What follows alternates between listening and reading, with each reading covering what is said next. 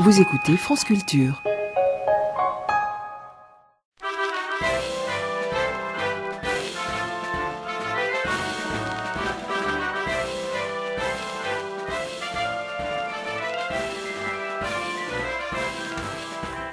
Attention Simone, tu vas entendre un drôle de bruit. Un bruit un peu semblable à celui d'une flaque d'essence qui s'enflamme. Tu vas entendre ce bruit parce que je vais, sciemment, volontairement, avec une malice pyromaniaque, rallumer une vieille querelle. J'ai rien entendu. Attends que je mette le feu aux poudres. Ce ne sera pas long, j'y viens du reste. Pourquoi, Simone, a-t-on décidé, et qui a décidé, de nommer les aveugles non-voyants et les sourds malentendants? Il n'y a rien de blessant dans la tranquille objectivité des mots aveugle ou sourd. Alors, quelle sorte d'hypocrisie, quel avatar de bien-pensance a-t-il pu nous conduire à substituer à ces mots sobrement descriptifs des néologismes hasardeux et bancals? Ça y est, j'ai entendu le bruit. Amusant, non? Tiens, il y a quelques heures, je côtoyais à la terrasse d'un café un monsieur aveugle, qui m'inspira immédiatement beaucoup de sympathie. Dieu sait pourquoi. Sa voix, ses gestes, son sourire étaient sympathiques, m'étaient sympathiques. Et je me suis dit, il est vraiment sympa cet aveugle. Fallait-il alors que je me reprenne? Venais-je de penser de travers? Devais-je aussitôt rectifier et penser, il est vraiment sympa, ce non-voyant? Ce terme ne m'est pas venu, je te le dis franchement, Simone. J'ai même l'impression que, s'il m'était venu, il m'aurait rendu l'homme légèrement moins sympathique. Il m'aurait éloigné de lui.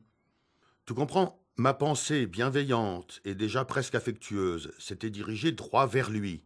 Je n'avais dès lors pas envie de le définir comme quelqu'un à qui il manque quelque chose, ce que l'expression non-voyant crie bien haut, mais comme quelqu'un qui a une caractéristique qui le caractérise.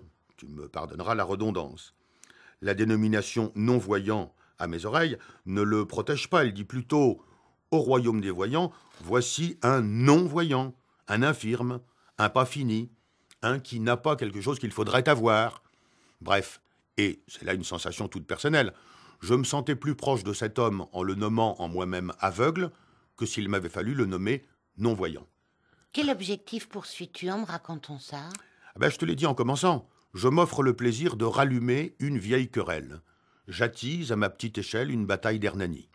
Parmi ceux qui m'entendent, en dehors des 20% qui s'en fichent complètement, il y aura 40% de gens pour dire que j'ai bien raison et 40 autres pourcents pour dire que je ferais mieux de me taire. C'est ça qui m'électrise. Relancer un débat qui semblait assoupi, réveiller le volcan, souffler sur les braises d'une vieille polémique. Ce n'est sans doute pas très glorieux, mais ça me plaît. Ça me plaît d'autant plus que l'enjeu est assez mince. J'hésiterais davantage à rallumer la querelle, que dis-je, la guerre, des Dreyfusards et des anti-Dreyfusards. L'affaire est bien plus grave.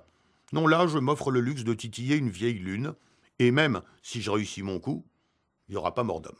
Tu fais de l'animation? J'essaye, tout du moins. Les querelles de mots ont pour moi un charme érotique. Que des gens sains d'esprit puissent s'empoigner verbalement, mais véhémentement, pour savoir s'il est plus péjoratif de dire de quelqu'un qu'il est sourd ou qu'il est malentendant, ça m'excite. Je pourrais y passer moi-même des heures. C'est assez inutile, je te l'accorde, mais ça l'est moins que beaucoup de débats qu'on nous inflige. Parler des mots, c'est parler de la langue, c'est parler de notre patrimoine commun. Ça a toutes les vertus d'une amicale partie de pétanque. Ça a un arrière-goût d'éternité. 10 000 ans ne suffiront pas pour trancher la question de savoir s'il est plus respectueux, plus fraternel, de nommer aveugle un non-voyant ou au contraire non-voyant un aveugle. On en reparlera. Oh, j'espère, Simone, j'espère.